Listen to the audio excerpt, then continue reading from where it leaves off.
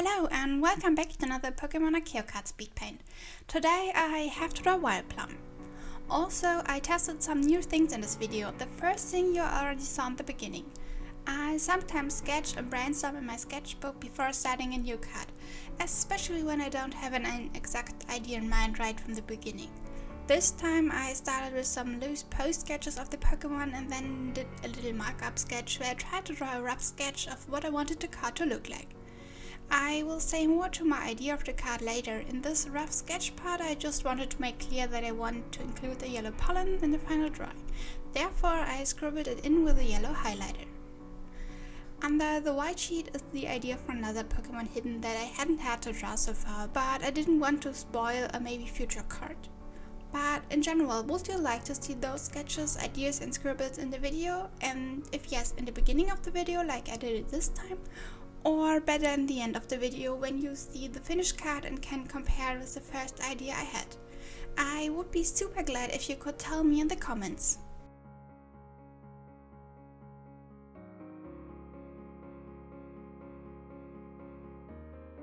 And here you can see the other new thing. During the process I also filmed some short clips with my smartphone to have a second camera perspective.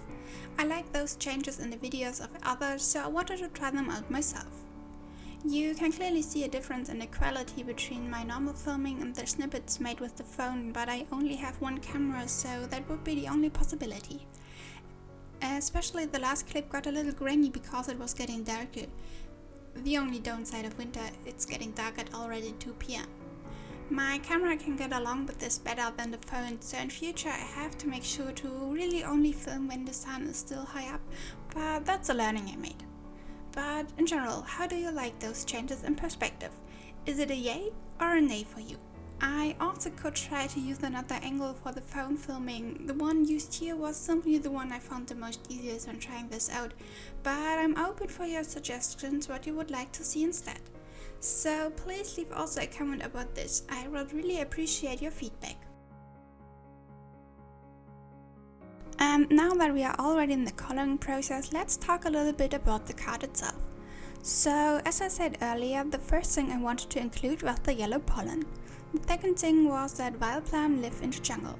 So I threw about framing the piece with various kinds of different leafy plants so that it looked like as if you were in the jungle, maybe hiding between some plants to watch your Pokemon without disturbing them.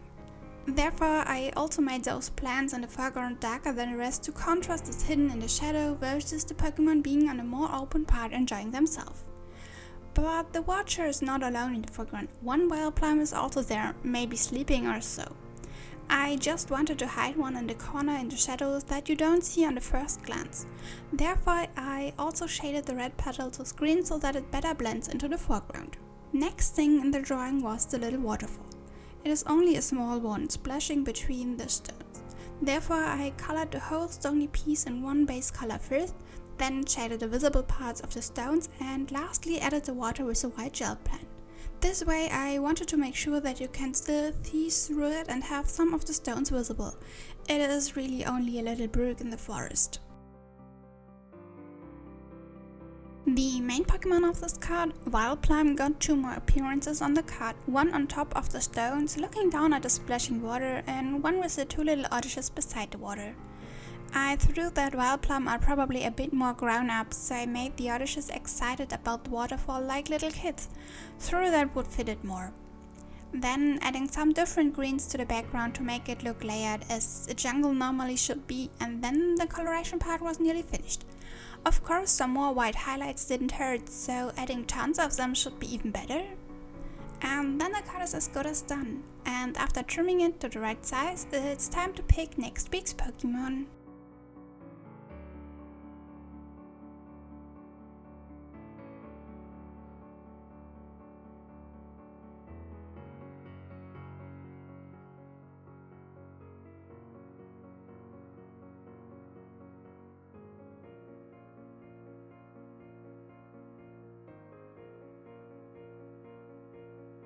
Next week we have another poison type Pokemon.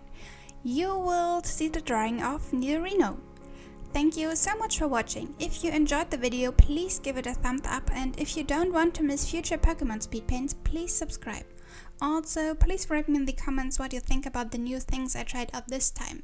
See ya!